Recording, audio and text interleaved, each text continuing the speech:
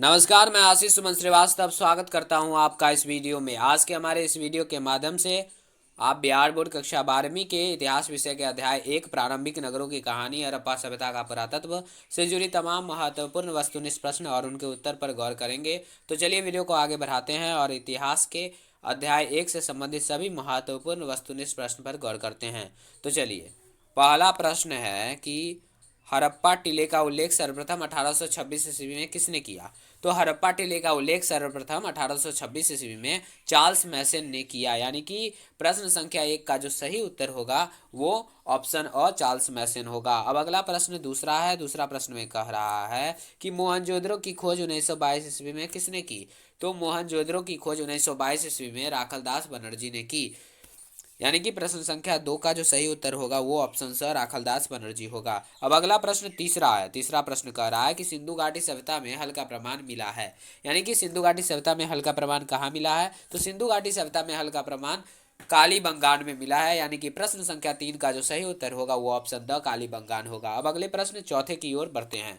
तो चौथा प्रश्न में कह रहा है कि हड़प्पा सभ्यता में प्राप्त अवतल चक्की पर किस पुराविद ने प्रकाश डाला है? तो हड़प्पा सभ्यता में प्राप्त अवतल चक्की पर अर्नेस्ट मैके नाम के पुराविद ने प्रकाश डाला है, यानी कि प्रश्न संख्या 4 का जो सही उत्तर होगा वो ऑप्शन ब अर्नेस्ट मैके होगा।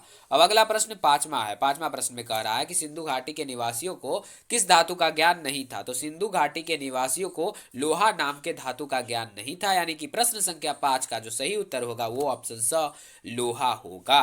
अब अगला प्रश्न छठा प्रश्न में कह रहा है कि मोहनजोदड़ो किस भाषा का शब्द है?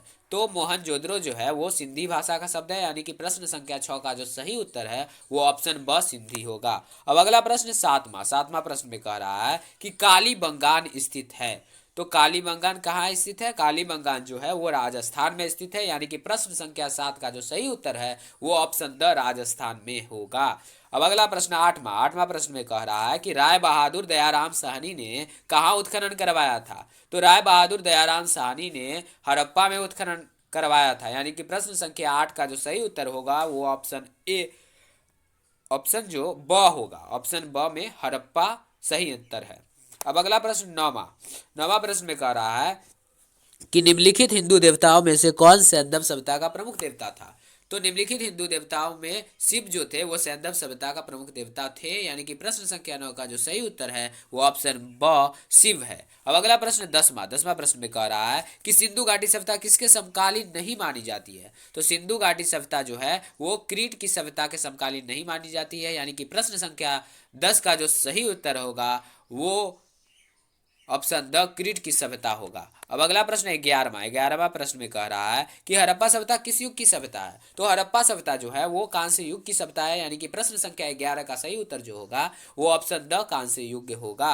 अब अगला प्रश्न 12वां में कह रहा है कि हड़प्पा सभ्यता का सबसे बड़ा नगर कौन सा है था? तो हड़प्पा नगर का सबसे बड़ा नगर हड़प्पा सभ्यता का सबसे बड़ा नगर जो है वो मोहनजोदड़ो था, यानी कि प्रश्न संख्या 12 का जो सही उत्तर है वो ऑप्शन अ मोहनजोदड़ो होगा। अब अगला प्रश्न 13वां प्रश्न में कह रहा है पुरातत्व के अंतर्गत निम्न में से कौन एक नहीं है?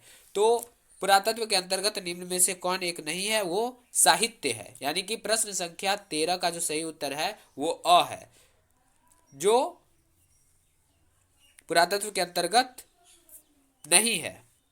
तो प्रश्न संख्या 13 का सही उत्तर असाहित्य होगा। अब अगला प्रश्न है 14वां में कह रहा है कि कोलकाता में एशियाटिक सोसाइटी की स्थापना की।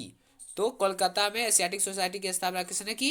विलियम जोन्स ने की, यानी कि प्रश्न संख्या 14 का जो सही उत्तर होगा वो ऑप्शन द विलियम जोन्स होगा। अब अगला प्रश्न 15वां है, जिसमें कह रहा है कि हड़प्पा सभ्यता का प्रशासन था। हड़प्पा सभ्यता का प्रशासन कैसा था? तो हड़प्पा सभ्यता का प्रशासन जो था वो नगर पालिका जैसा था, यानी कि प्रश्न संख्या 15 का जो सही उत्तर होगा वो ऑप्शन स नगर पालिका जैसा होगा। अब अगला प्रश्न 16वां है, जिसमें कहा गया है कि पहली बार हड़प्पा को किस वर्ष उत्खनन किया गया?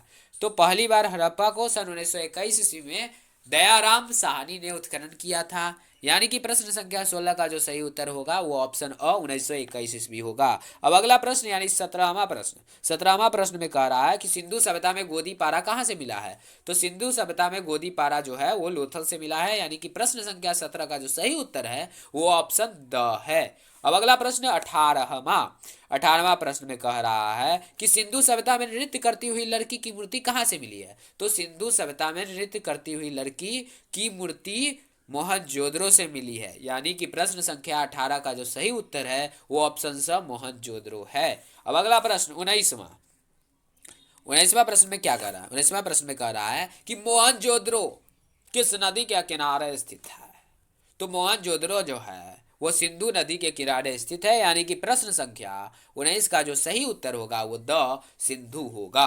अब अगला प्रश्न 20वां है, जिसमें कहा रहा है कि हड़प्पा सभ्यता भारत के किस भाग में विकसित हुई थी। तो हड़प्पा सभ्यता जो है वो भारत के पश्चिमोत्तर भाग में विकसित हुई थी, यानी कि प्रश्न संख्या 20 का जो सही उत्तर होगा वो ऑप्शन स पश्चिमोत्तर होगा। अब अगला प्रश्न 21वां प्रश्न में कह रहा है कि लोथल किस नदी के किनारे स्थित है। तो लोथल जो है वो भोगवा नदी के किनारे स्थित है। लोथल भोगवा नदी के किनारे स्थित है, यानी कि प्रश्न संख्या 21 का जो सही उत्तर होगा वो ऑप्शन स भोगवा होगा। अब अगला प्रश्न 22वां प्रश्न में कह रहा है कि राखल दास बनर्जी को मोहनजोदड़ो के अवशेष किस वर्ष मिले। तो राखल दास बनर्जी को मोहनजोदड़ो के अवशेष जो हैं वो 1922 ईस्वी में मिले। इसका मतलब है कि प्रश्न संख्या 22 का जो सही उत्तर होगा वो ऑप्शन स 1922 ईस्वी होगा। अब अगला प्रश्न 23वां प्रश्न में कह रहा है कि सिंधु घाटी सभ्यता में विशाल स्नानागार के अवशेष कहाँ मिले हैं। तो सिंधु घाटी सभ्यता में विशाल स्नानागार के अवशेष मोहनजोदड़ो में मिले हैं, यानी कि प्रश्न संख्या 23 का जो सही उत्तर होगा वो ऑप्शन ब मोहनजोदड़ो होगा। अब अगला प्रश्न 24वां प्रश्न में क्या कह रहा है कि सिंधु घाटी सभ्यता की जुड़वा राजधानी थी, यानी कि सिंधु घाटी सभ्यता का जुड़वा राजधानी कौन कौन था। तो सिंधु घाटी सभ्यता का जुड़वा राजधानी हड़प्पा और मोहनजोदड़ो था। यह कथन पीगट महोदय ने कहा था, यानी कि प्रश्न संख्या 24 का जो सही उत्तर है वो ऑप्शन स हड़प्पा और मोहनजोदड़ो है। अब अगला प्रश्न 25वां प्रश्न में कह रहा है कि हड़प्पा किस नदी के किनारे स्थित है। तो हड़प्पा जो है वो रावी नदी के किनारे स्थित है, यानी कि प्रश्न संख्या 25 का जो सही उत्तर होगा वो ऑप्शन द रावी होगा। अब अगला प्रश्न 26वां प्रश्न में कह रहा है कि लोथल कहाँ स्थित है। तो लोथल जो है वो गुजरात में स्थित है, यानी कि प्रश्न संख्या 26 का जो सही उत्तर होगा वो ऑप्शन अ गुजरात होगा। अब अगला प्रश्न 27वां प्रश्न में क्या कह रहा है। 27वां प्रश्न में कह रहा है कि हड़प्पा का उत्खनन किया गया था किसके द्वारा। हड़प्पा सभ्यता का उत्खनन किया गया था किसके द्वारा। तो हड़प्पा सभ्यता का जो उत्खनन किया गया था वो दयाराम साहनी ने किया था, यानी कि प्रश्न संख्या 27 का जो सही उत्तर होगा वो ऑप्शन स दयाराम साहनी होगा।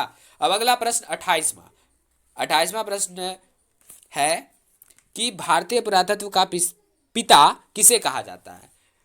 क्वेश्चन में ऐसे भी आ सकता है कि भारतीय पुरातत्व का पिता किसे कहा जाता है या भारतीय पुरातत्व का जनक किसे कहा जाता है। तो दोनों का उत्तर एक ही होगा। तो भारतीय पुरातत्व का पिता अलेक्जेंडर कनिंघम को कहा जाता है। तो इस तरह प्रश्न संख्या 28 का जो सही उत्तर होगा वो ऑप्शन ब अलेक्जेंडर कनिंघम होगा। अब अगला प्रश्न 29वां है। 29वां प्रश्न में कह रहा है सिंधु सभ्यता का कौन सा स्थल मृतकों का टीला के रूप में विख्यात है। तो सिंधु सभ्यता का कौन सा स्थल मृतकों का टीला के नाम के रूप में विख्यात है। तो मोहनजोदड़ो जो है वो मृतकों के टीला के रूप में विख्यात है, यानी कि प्रश्न संख्या 29 का जो सही उत्तर होगा वो ऑप्शन ब मोहनजोदड़ो होगा। अब अगला प्रश्न 23वां है, जिसमें कह रहा है कि हड़प्पा सभ्यता के लोगों की अर्थव्यवस्था का मूल आधार क्या था। तो हड़प्पा सभ्यता के लोगों की अर्थव्यवस्था का मूल आधार जो था वो कृषि था। इस प्रकार प्रश्न संख्या 30 का जो सही उत्तर होगा वो ऑप्शन अ कृषि होगा। तो इस अध्याय में बस इतना ही महत्वपूर्ण वस्तुनिष्ठ प्रश्न है। फिर मिलते हैं अगले वीडियो में अध्याय 2 से संबंधित महत्वपूर्ण वस्तुनिष्ठ प्रश्न के साथ।